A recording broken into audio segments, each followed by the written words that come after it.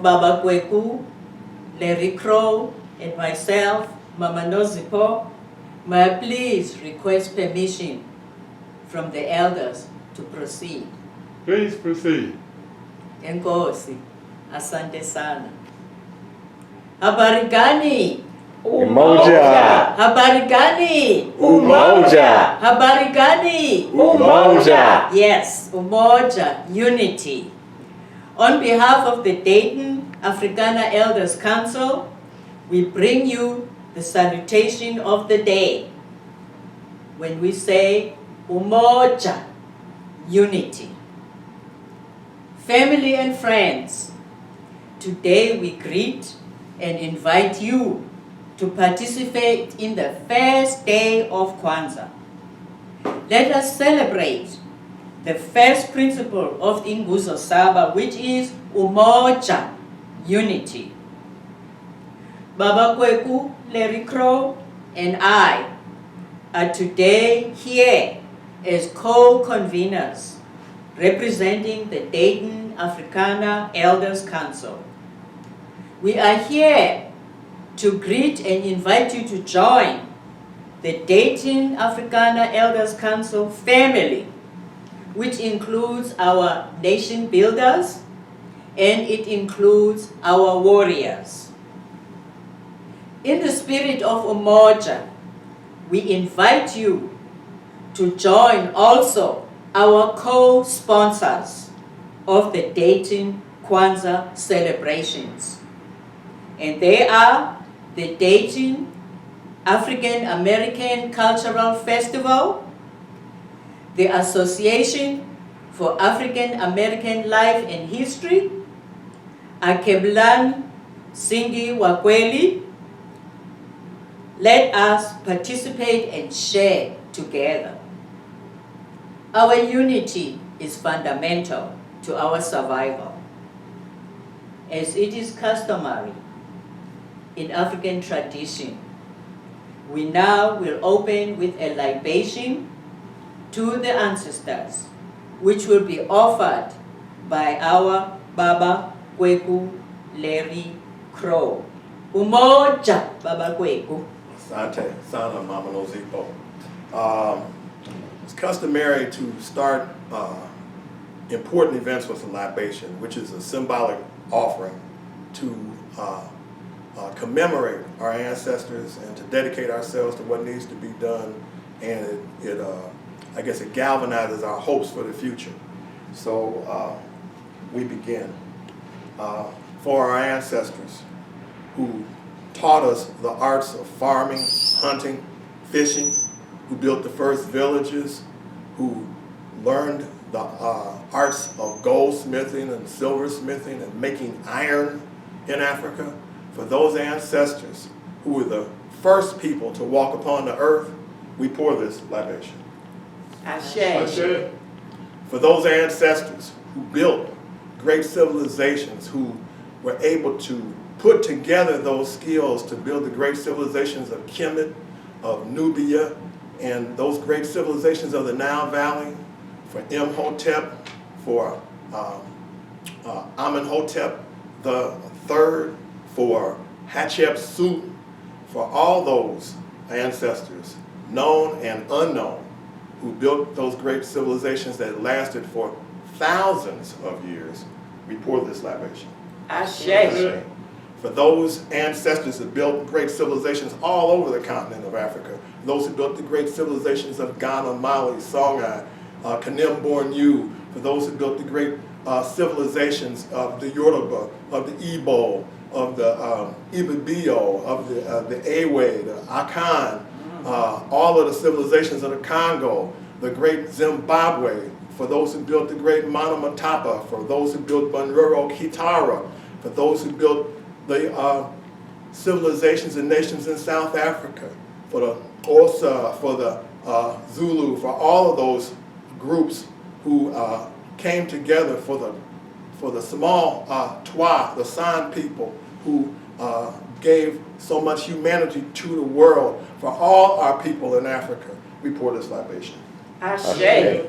For all of our ancestors who fought against alien invasion, for all of our ancestors like Oski Anu of the Songhai Empire, for Ya Ashantiwa, for Nzinga, who fought against the Portuguese, for Catasweo, who fought against the British and the Dutch, for all of those ancestors all over the continent who fought off the European slave trade. For those ancestors, we pour this libation.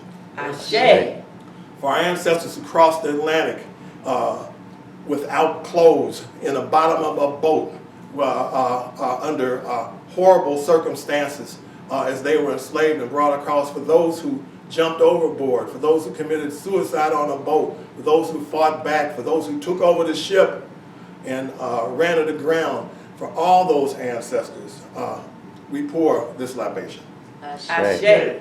For all of our ancestors who struggled for liberation on the shores of Haiti, Jamaica, in Guyana, on the shores of Brazil, for those who struggled for liberation on the shores of South Carolina and Virginia, those immediate ancestors of ours who struggled against slavery, who fought against it, who tried to bring it down, those who hid in the swamps, those who made flyers and billboards and speeches, those who kidnapped the enslaved from the kidnappers and fought back, for those who enlisted in the Civil War and shot at our enemies, for all those ancestors who built black towns all over the United States, for all of those ancestors, we pour this libation.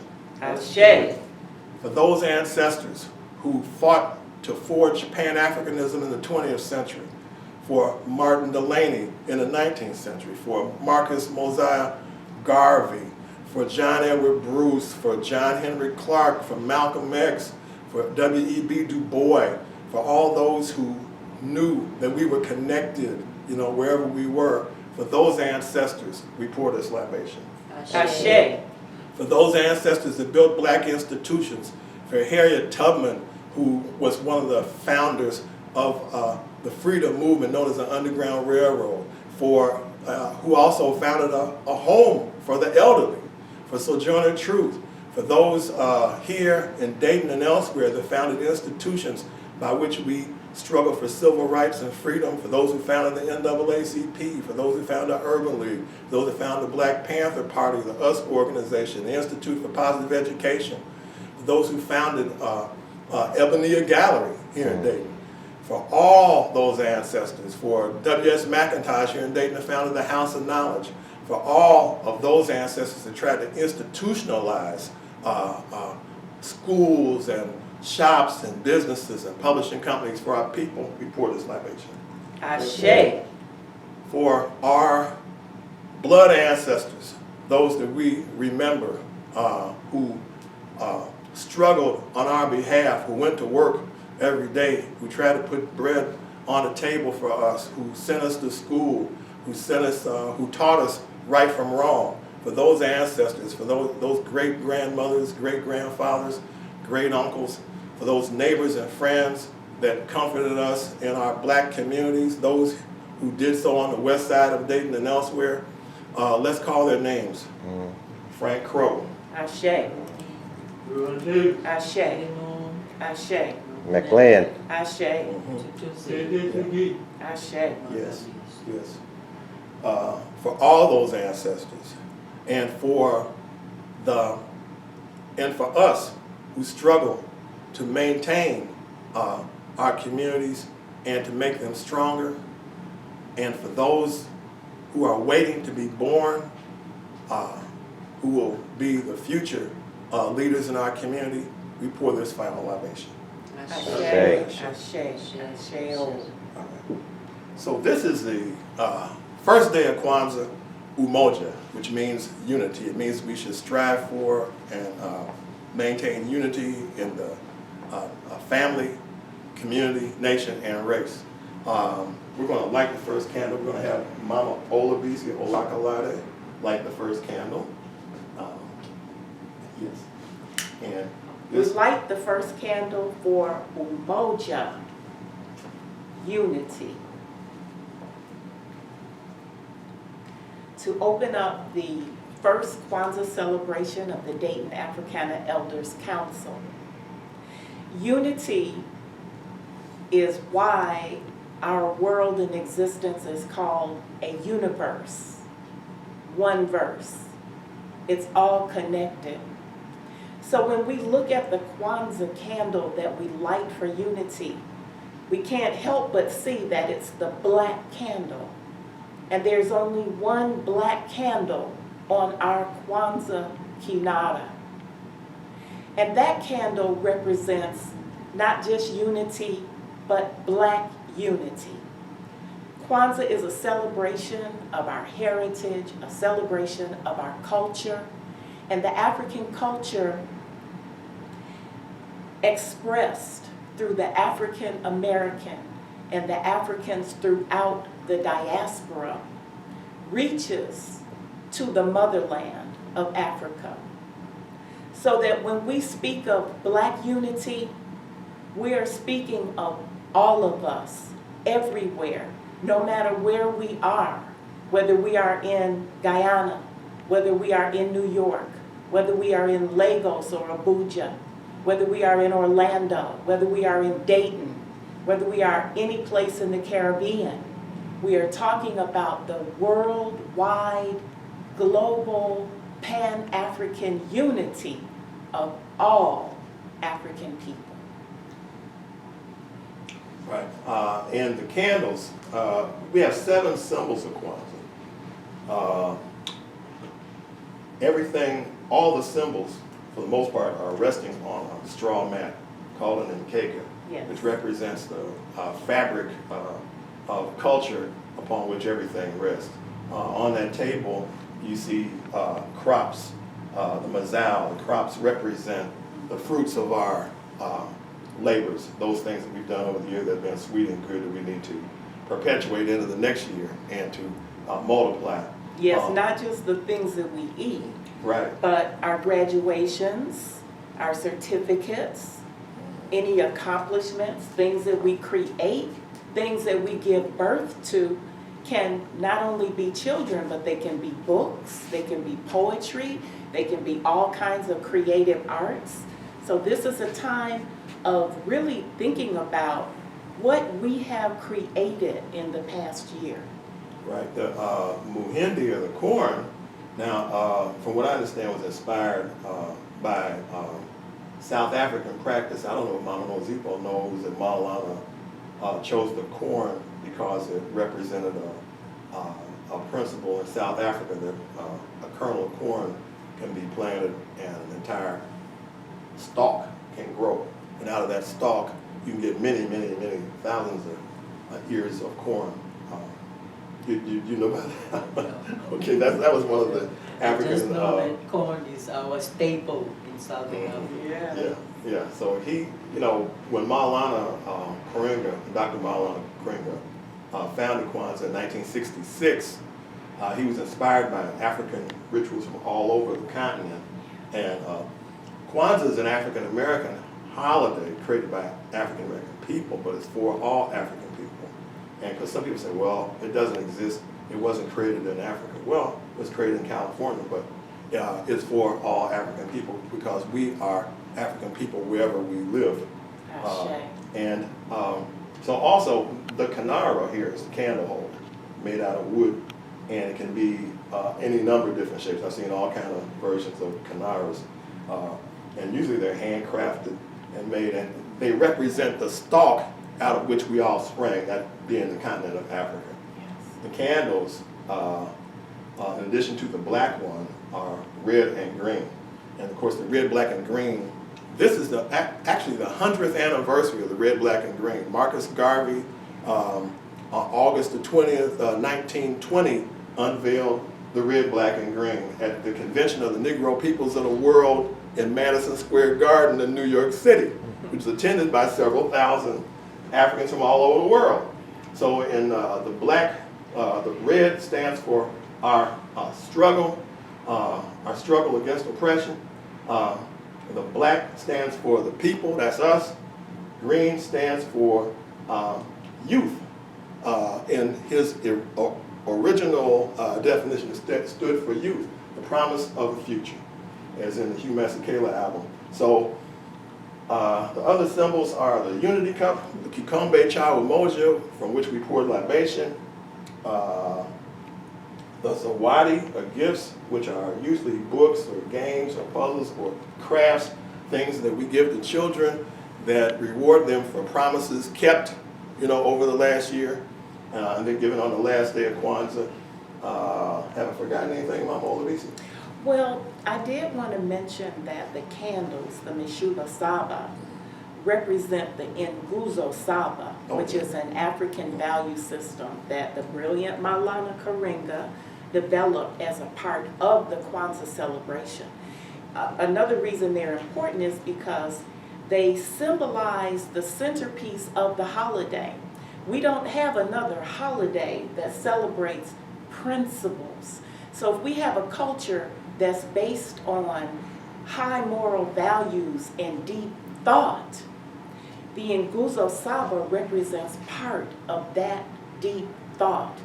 And the Nguzo Saba, of course, is represented by the principles of unity, the principles of the unity Umoja, Kujichagulia, self-determination, Ujima, collective work and responsibility, Ujamaa, collective economics, Kuumba, creativity, Nia, purpose, and Imani, faith. Right. And so, why celebrate Kwanzaa? Some people may ask, why are we celebrating Kwanzaa? What is Kwanzaa all about? Kwanzaa was designed to give us a holiday where we could celebrate our peoplehood, but also put it in the context of a moral, meaningful, and material view of the world. Kwanzaa is not a religious holiday. Right. It's not against religion, but anyone, any African person can celebrate Kwanzaa no matter what religion they hold. It doesn't contend with any of their spiritual beliefs.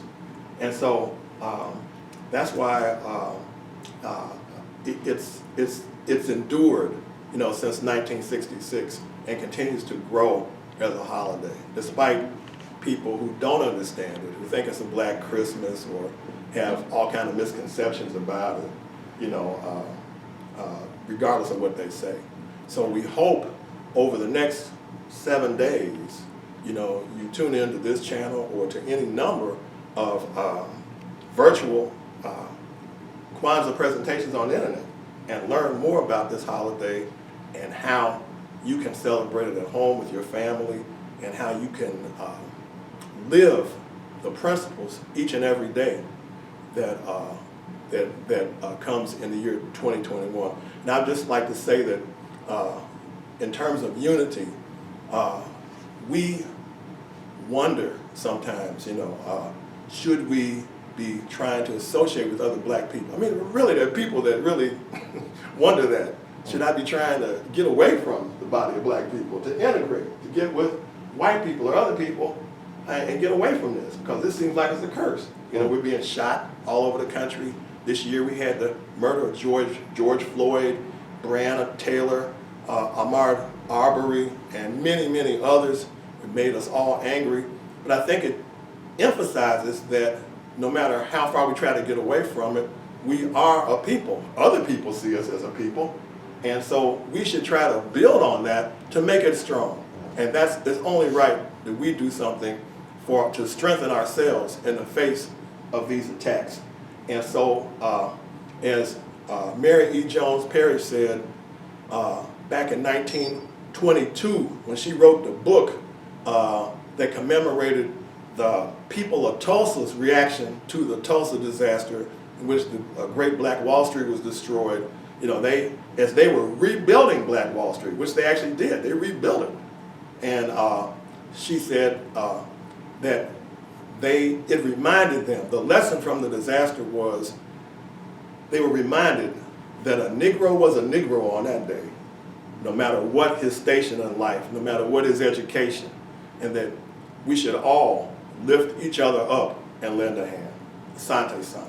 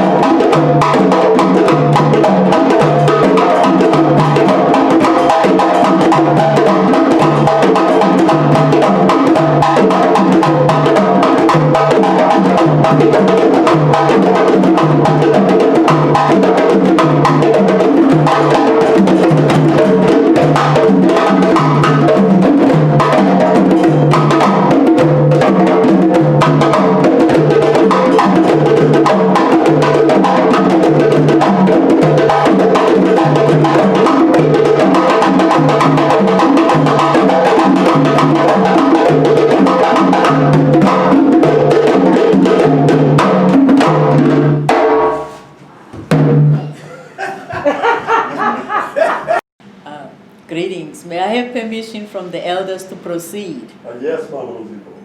Enkosi. Ngiyabonga. Asante sana. Habari gani? Umoja. Habari gani? Umoja! Habari gani? Umoja! Yeah. Greetings, sons and daughters of Africa. Today, we are celebrating the first day of Kwanzaa. Today, we are celebrating Umoja, unity.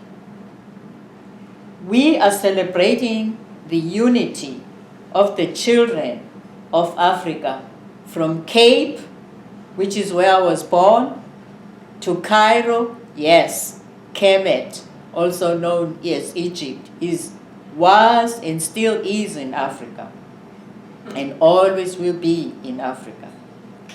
From Morocco in the north of the continent to Madagascar, yes, the island of Madagascar, Mauritius, they're still part of Africa. We move on to the Americas, where Africa's children are, to Europe, to Asia, to Oceanic, Antarctica, wherever her children are. For us, Umoja is not a slogan.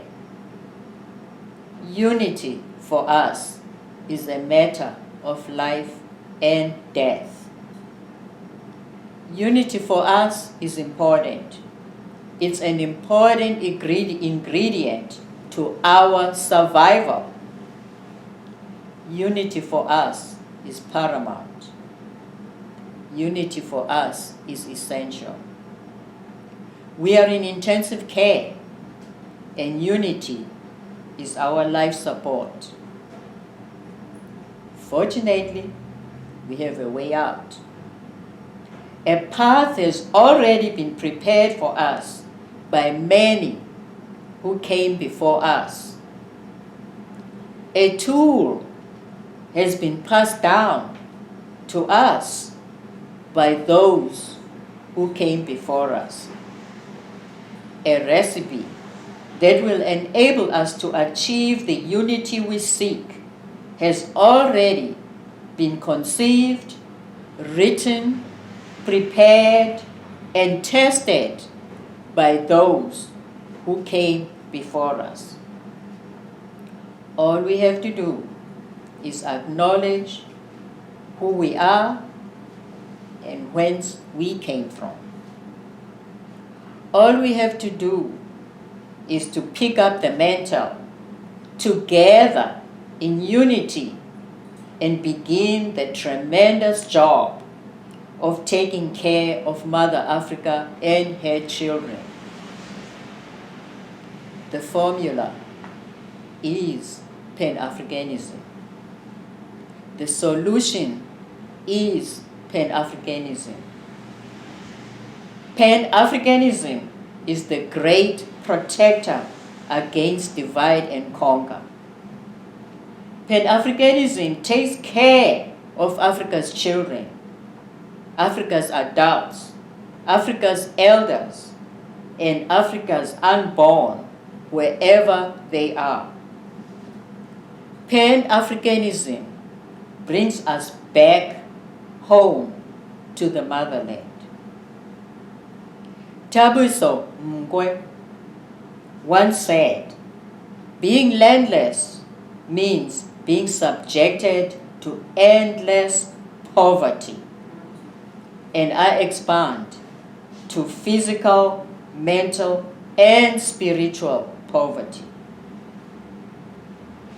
Pan-Africanism teaches us how to take notes from nature, for example. When a single lion is out on a lonely hunt, it may not succeed or may not just catch a small target, only enough to feed itself. But when a pride of lions unite, they are able to bring enough prey to feed themselves and extra to feed the cubs and the older lions.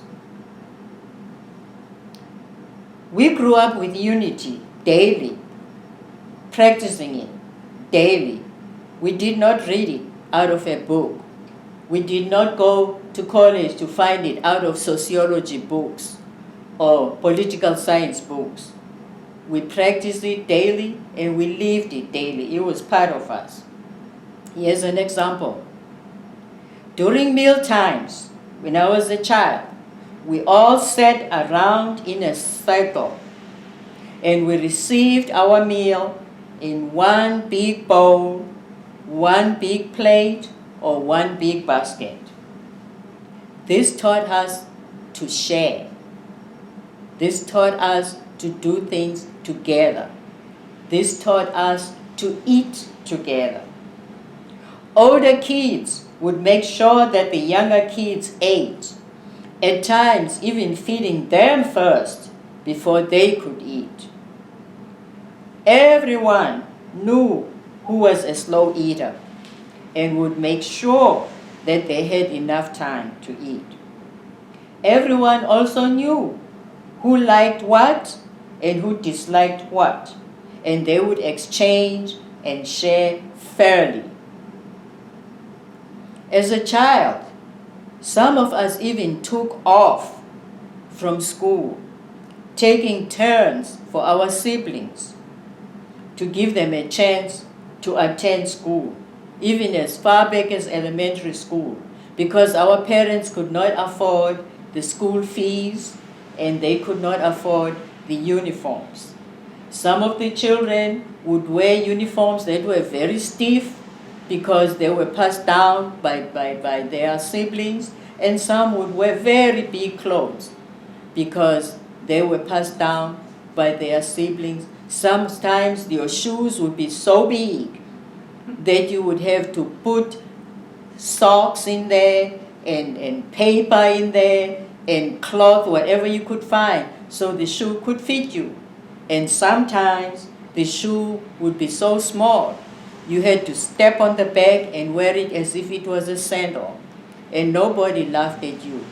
Nobody said you were not wearing designer shoes. Nobody ever laughed at you because they understood that we were working together and we were sharing together.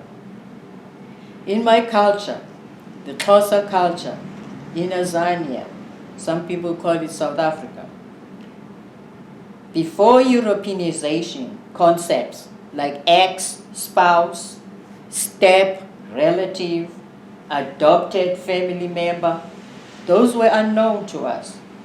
Women who were unable to conceive were automatically presented with a child in the family so that they could directly nurture that baby. Women who had difficulty with their amount of milk, that was not a problem. Other women who had enough milk would share their milk with your baby, especially if you had twins. They would share the milk with your baby. Directly, not squeeze it in a bottle. They would share with the baby because breastfeeding is not just drinking. Breastfeeding is part of bonding. Breastfeeding is part of nurturing. Breastfeeding makes the child feel safe.